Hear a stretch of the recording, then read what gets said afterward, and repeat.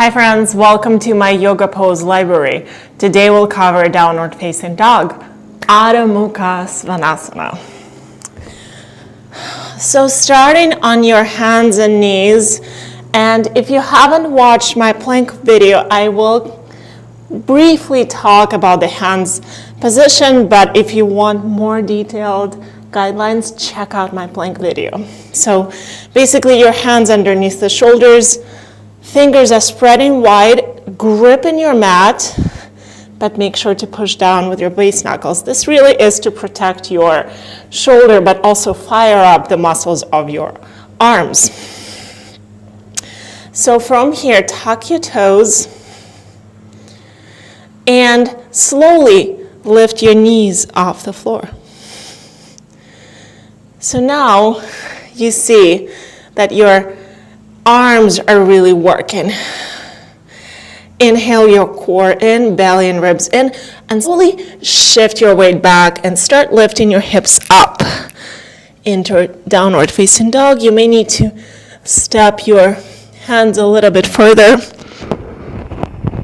Now, your heels, they may be on or off the floor. It really is about the flexibility you have in the back of your legs and also your lower back. So it's okay to keep your knees bent so your heels are off the floor. Now make sure your feet are about hip-width apart, and you may even place them further apart, especially if you're a little bit tight in your hamstrings and your lower back. So this is fine. Just make sure you're not dumping your chest back. So see what I mean here? Your neck gets really scrunched. Instead, fire up those arms just like you did when we were on all fours and then lifted the knees off the floor. So slowly, you may start working towards bringing your heels down.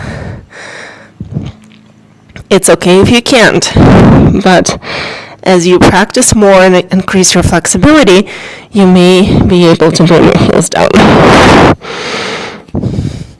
Your quads here are really firing up, so if you touch the top thigh muscles, they should really feel firm. And really push down with your hands. Grab your mat with your fingertips. Fire up your arms. Core engage, so belly and ribs in.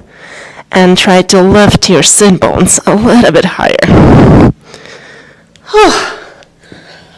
It's not an easy pose, and you will hear a lot in your yoga classes that down dog is a resting pose. It is not. It's just when you're flowing through a class and you going through different sequences of poses, or maybe like you worked your way up into handstands or other inversions, then down dog truly does become your resting pose. Work on it, keep practicing, keep coming back to your mat, and remember, it's not about a shape or a pose. It's about how you feel, and you should feel good doing yoga. I hope this tutorial helped you. Leave me a comment if you would like to request an asana for my next video. See you back soon.